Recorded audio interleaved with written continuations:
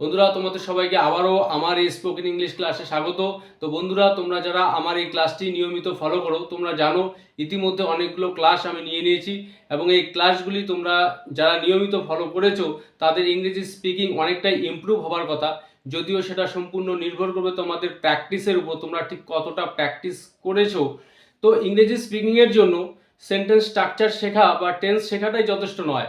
এই sentence structure এবং টেন্সগুলোকে follow করে আমাদের প্রতিনিয়ত একটি নির্দিষ্ট সময় ধরে প্র্যাকটিস করতে হবে, তাহলেই আমাদের ইংরেজি স্পিকিং করা আমাদের পক্ষে সম্ভব হবে।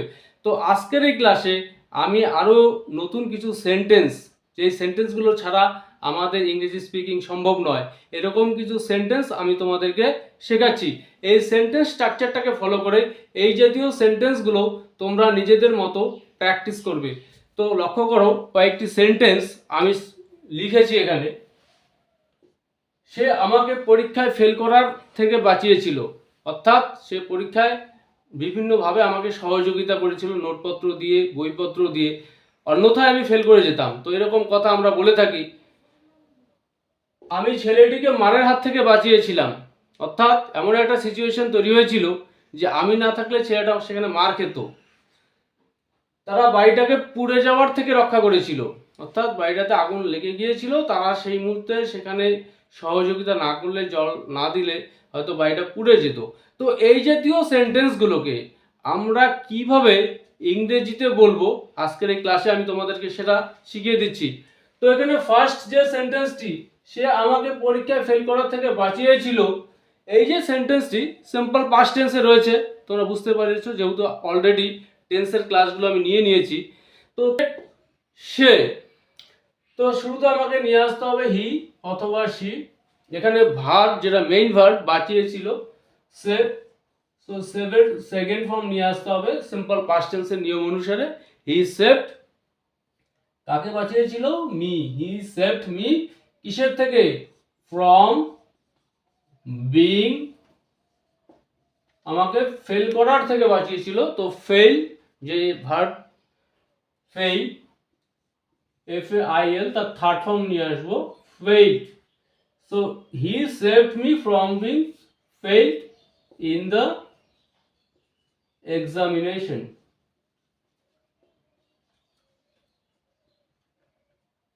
ওকে, তো সে আমাকে পরীক্ষায় ফেল করার থেকে বাঁচিয়েছিল, এই সেন্টেন্সটিকে আমরা এভাবে বলবো, হি saved me from being failed in the exam.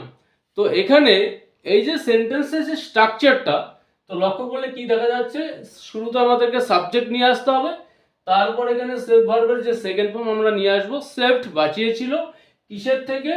এখানে ফ্রম বিং নিয়ে আসতে হবে, তারপর যে ভার্ব, সেই ভার্বের থার্ড ফর্ম আমরা এখানে ব্যবহার করব।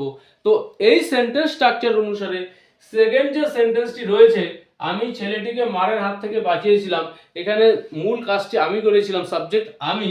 So I saved the boy from being,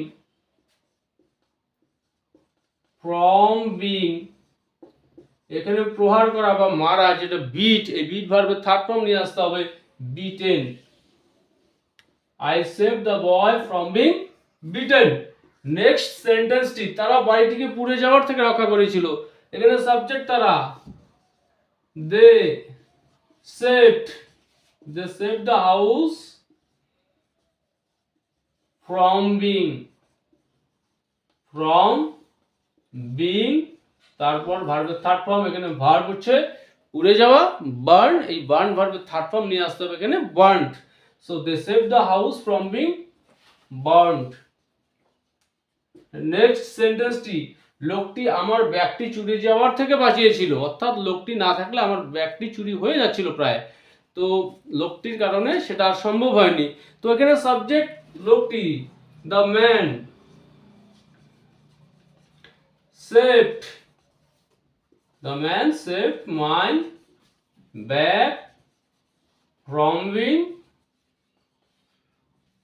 তারপর নিয়ে আসতে হবে এখানে ভার্বের থার্ড ফর্ম, চুরি যাওয়া, যেটা চুরি হওয়া, স্টিল ভার্বের থার্ড ফর্ম নিয়ে আসতে হবে stolen. So the man saved my bag from being stolen. তো এই যে সেন্টেন্স স্ট্রাকচার, এই সেন্টেন্স স্ট্রাকচারটাকে ফলো করে এই জাতীয় সেন্টেন্স আমাদেরকে প্রচুর পরিমাণে প্র্যাকটিস করতে হবে। এবং প্রত্যেকটি যে সেন্টেন্স স্ট্রাকচার আমি শিখিয়েছি এবং টেন্সগুলো করিয়েছি, সেগুলোর উপর বেস করে প্রত্যেকদিন আমাদের জীবনে ঘটে যাওয়া দৈনন্দিন ঘটনাগুলোকে আমরা ইংরেজিতে এক্সপ্লেন করবার চেষ্টা করব, তাহলেই আমাদের ইংরেজি স্পিকিং ইমপ্রুভ হবে।